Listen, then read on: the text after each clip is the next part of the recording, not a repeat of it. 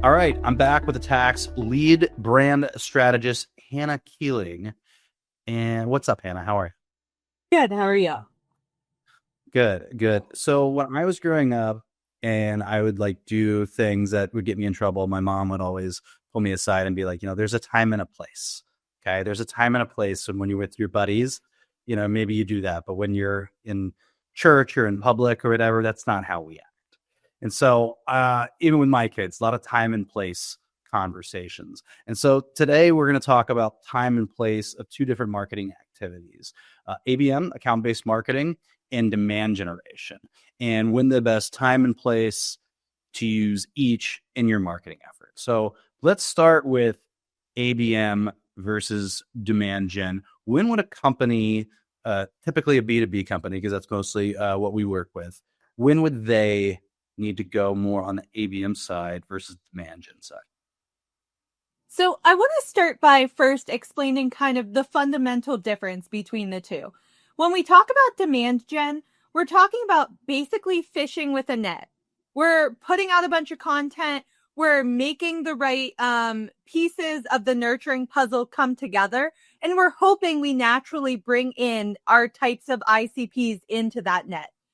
Now, ABM is like fishing with a spear. Okay, you're hitting far less people, but the precision helps you land the deal. So, when I'm talking about deciding which one to prioritize for a client, it's going to depend on a couple of things. One, are there a ton of fish we need a net to secure?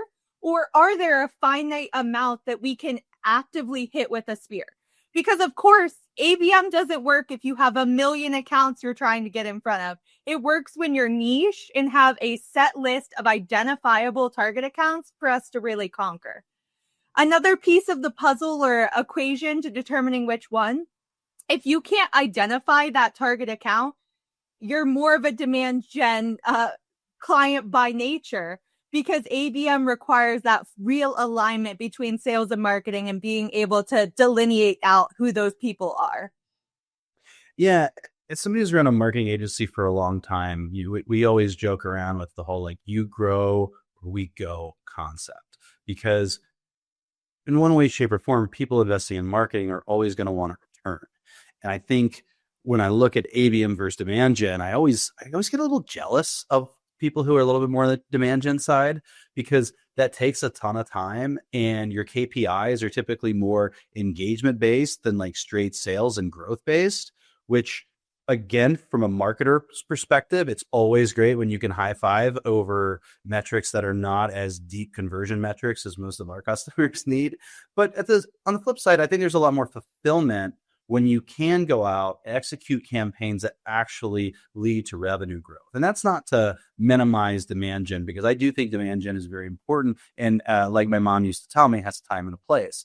But I think a lot of times thinner marketing teams that are more working within more sales driven organizations, ABM is probably the marketing that sales teams like a little more, and demand gen's probably the marketing that marketing teams like a little more. Would you agree? I don't disagree with that assertion. I will also say, I don't even like the connotation of pitting them against each other, because in theory, they actually work best in tandem anyways. If you're a good fit for ABM, there's still likely a layer of demand gen into that. It's just about which we prioritize, which lever we pull harder to get the results that you're looking for. And I think that's funny because that's like a metaphor for marketing and sales, right? Like you don't need to have I've worked with organizations that are like, we are so marketing heavy. We've got a very small sales team. We're just driving the demand. And then others who are like, we've got a very small marketing team. Everything is about closing deals. And I think to your point, it's always best when these things can play together. Um, so where do some companies go wrong and maybe guess that they should do demand gen when perhaps they should do ABM or vice versa? Well, ABM is a much more robust strategy process, build out process, etc. So I think it is really attractive to companies to go the demand gen route because it's a quicker turn to get something in progress. So I think typically you'll find a lot of companies start with demand gen, start to see that maybe they are a little bit more niche than this wide net is portraying. And then they start to get a little bit smarter, refine, and naturally the shift comes towards introducing some sort of ABM approach. Okay. And I like the idea of the two playing together, right? Because if all of a sudden you do have some, I'm going to extend your fish metaphor because I like it. If you got a lot of these fish in the net, but perhaps they're not ready to be taken out and uh, and eaten. Is that the right analogy? I don't know. I could be going off on the wrong foot here. But at some point, it does become clear with a lot of fish in the net which one you actually want.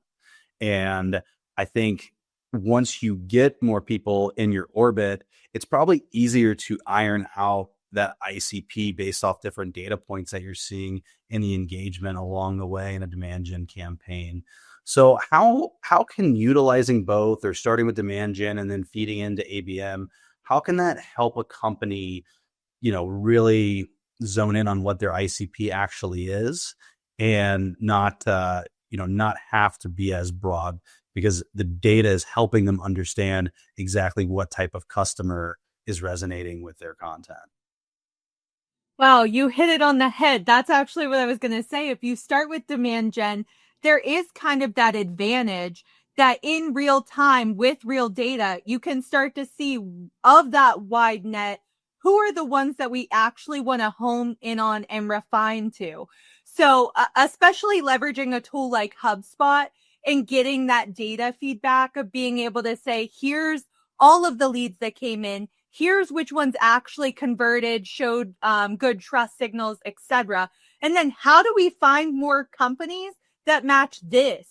This then becomes kind of our pillar account that we build other accounts around that we want to leverage that are similarly placed. So there is a benefit if you're not as in tune to your high level accounts off the bat to leverage demand gen to do some of that learning to ultimately shift to ABM.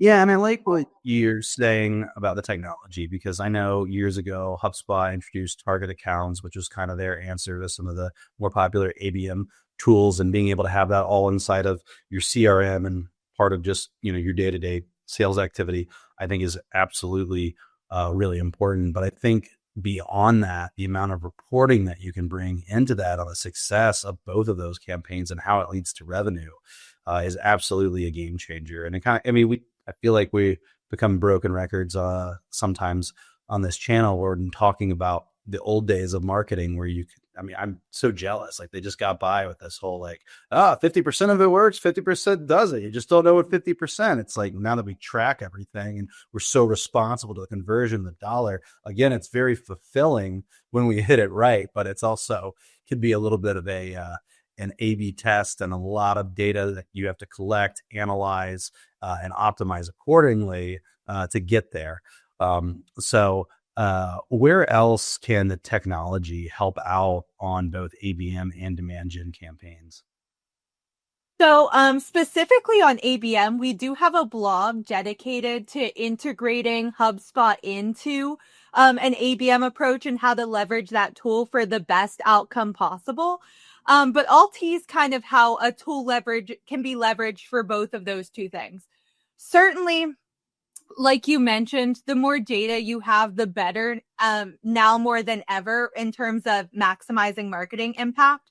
So of course, having some sort of CRM, I'll use HubSpot because that's what we leverage the most here at ATAK, but really having a CRM where the pass off to market from marketing to sales is actually visible to everybody so that no longer are you calling the sales team up going, what happened with that account? You can actually go into the tool and see for yourself, and you can get some of that data back quicker.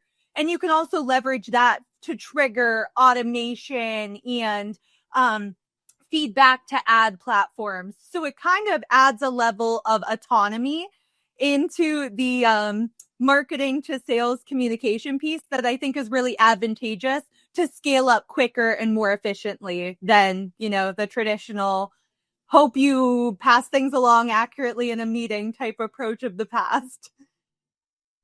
Yeah, I think this has been a really good overview of that connection between ABM and DemandGen, how the technology can be the glue that brings them together, and how one can work for certain types of campaigns and how some can work for others. I think your fish analogy alone, was great. I think one thing is I think that to extend it and maybe even kind of put a bow on this, I think what ends up happening is it's easier to kind of get a net with a bunch of fish and hope you have the right one.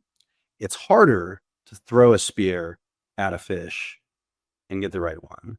But if you do enough reps and you learn enough about how to throw the spear at the right population, through more and more of that activity, you're going to get a lot better at ABM, and that's going to get you a lot more revenue driving results, just the nature of the two different marketing types. So I do think, to your point, it's really good to be able to learn both. But I think honing in on ABM is what gets you from your marketing to lead to actual sales, to actual revenue growth. And it becomes a lot easier with demand gen. Is that a good way to kind of describe the relationship? Yeah, I think so. And also, not to put another teaser out there, we do also have a full blog that goes through this in even more depth, kind of expands on the analogies, provides some real life instances, and kind of weighs the pros and cons of how you make the decision in real time and when that decision might shift. Awesome. We'll look for those in the show notes. Thank you so much, Hannah. This was great. That's it for today. If you like what you see, give us a thumbs up and make sure you hit subscribe so you can see our latest videos as soon as they drop.